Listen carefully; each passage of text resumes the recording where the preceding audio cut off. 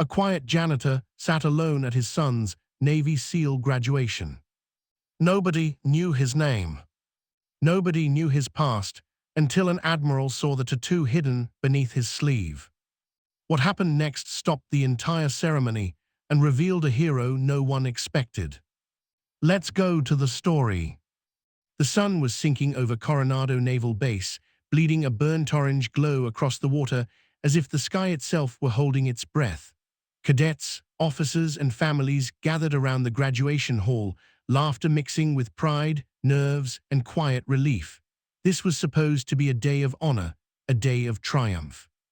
But for her, it was a day she barely believed she was still alive to see. Two security guards stood rigid at the entrance, rifles slung, helmets glinting under the last traces of daylight. When they saw the figure approaching, their expressions sharpened, their stance changed, their hands subtly moved toward their holsters, not out of threat, but respect, almost fear. Because the man stepping toward them wasn't just another guest. He was a storm wrapped in silence. His name carried weight, carried legend, carried scars tattooed into military history. The kind of name whispered by SEAL candidates like a warning and spoken by veterans like a prayer. He wasn't supposed to be here. He wasn't supposed to have survived. Yet there he was, walking with the slow confidence of someone who'd wrestled death and walked away only because he chose to. The guards blocked him anyway, because rules were rules. "Sir, invitation," one asked, trying not to tremble. The old warrior stopped, his eyes, ice, storm, battlefield all in one, lifted to the guard's face.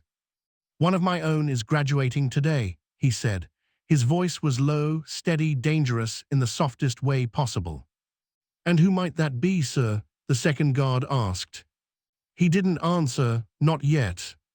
Because inside that hall she was standing among her class, shoulders square, jaw clenched, wearing a midnight blue uniform that still carried ghosts. The medals pinned to her chest weren't just symbols, they were chapters of pain, courage, loss, hope, every one of them earned through fire. "Hold on, don't just watch. Type the first word that came to your mind after seeing this part." Her presence alone shifted the air. People looked at her with confusion, curiosity, admiration. A woman who had been pushed, broken, tested, drowned, humiliated, underestimated, and still rose beyond every limit placed on her. She had survived something no one else had survived. And now, as she stood in the row of graduates, her hands trembled, not from fear, but from memories. Memories that refused to stay buried. During training, when the ocean was a merciless beast and instructors were shadows of cruelty meant to break spirits, they singled her out. One mistake and she'd hear it. "You don't belong here. You're too weak. You're slowing the team." Real viewers only. Comment yes or no. I want to see who's actually paying attention. But the worst day came without warning. A drill turned violent. An instructor's frustration turned physical. Two men grabbed her, choking her, pushing her face into the mud, forcing her lungs to scream for air. Their grip tightened, crueler than training should ever allow. She fought, but exhaustion, days without sleep, freezing water, relentless punishment, dragged her toward the edge of collapse. When her vision blurred, when her breath shattered, when she felt her consciousness slipping like sand through fingers, something inside her snapped. Not in weakness, in survival. She rose with a strength no one saw coming, a strength born from every childhood wound, every failure, every betrayal, every time someone told her she wasn't enough. She broke their hold. She slammed one to the ground. She dragged the other into the mud that moments earlier had swallowed her breath. But the part no one saw, the part she never told anyone, was that she wasn't fighting the instructors. She was fighting her past. She was fighting the ghosts that said she wouldn't make it. The ones who left her behind. The ones who abandoned her long before she ever stepped into the SEALs. And today, one of those ghosts had returned.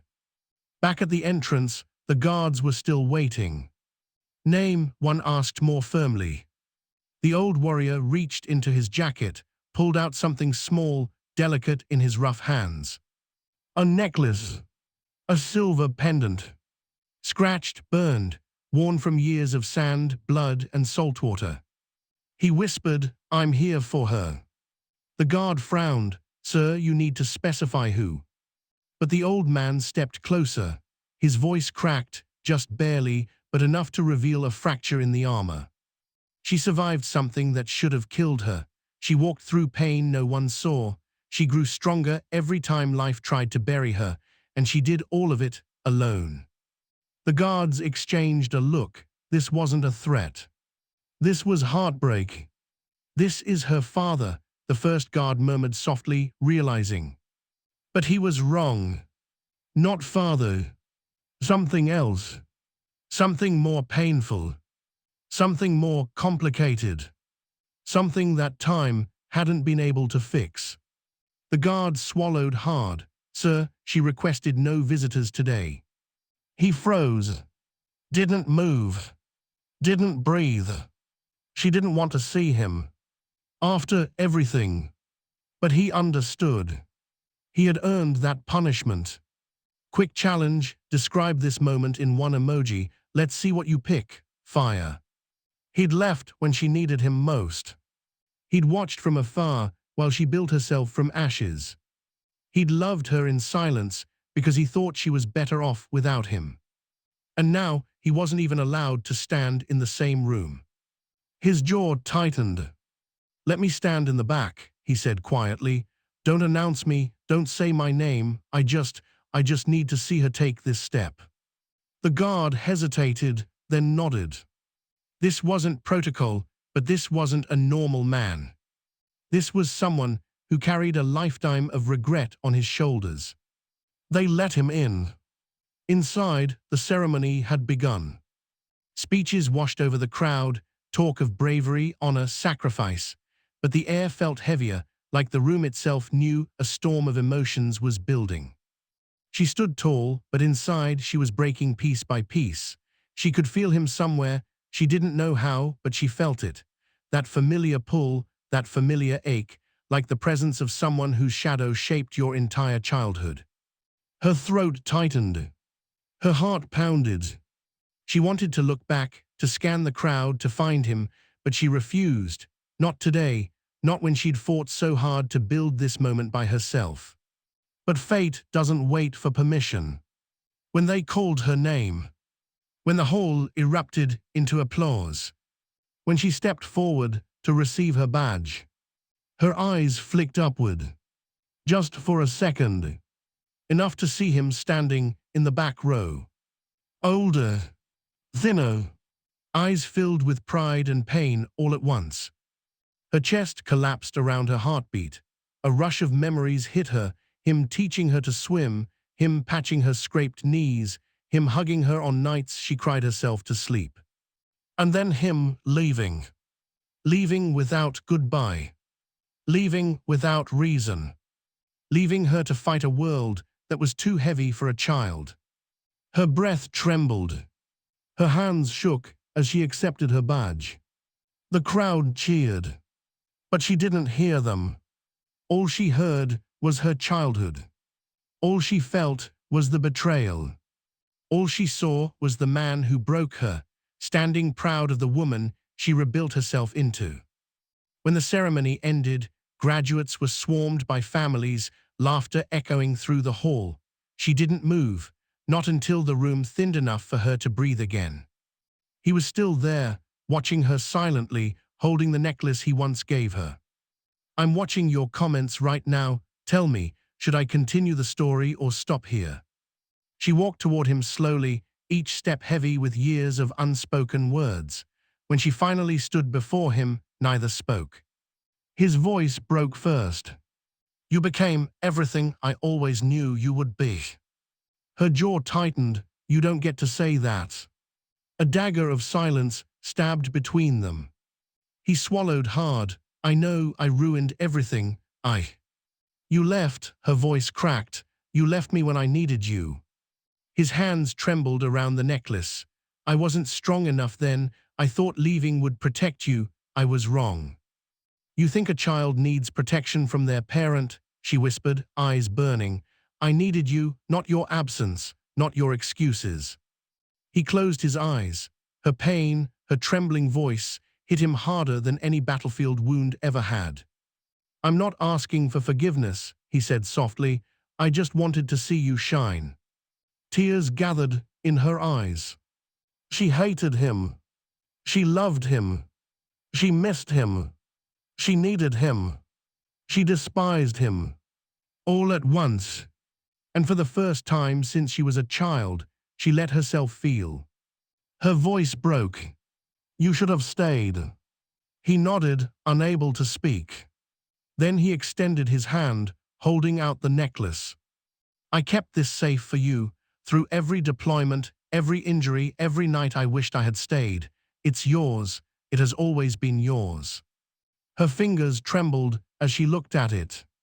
The pendant they bought together at a beach fair. The last thing connecting them. She hesitated. And then she took it.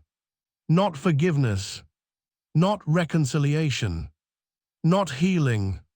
But a beginning. A small, fragile beginning. He whispered, I'm proud of you more than my words can ever carry. She whispered back, I'm not ready to forgive you, but I'm ready to stop hating you. For him, that was everything. For her, it was the first step toward peace. Outside, the sun dipped behind the ocean, casting the hall in golden twilight, as if the world was quietly blessing their unfinished story. And for the first time in years, she didn't feel alone. Wait. Right now, in the comments. One word. What did this story just make you feel? G.O. I'm reading every single one. 1 second pause. Type ghost if you got chills. Type respect if you're standing a little taller today. Do it now. Let's flood this comment section with American pride. Your turn. Comment fast.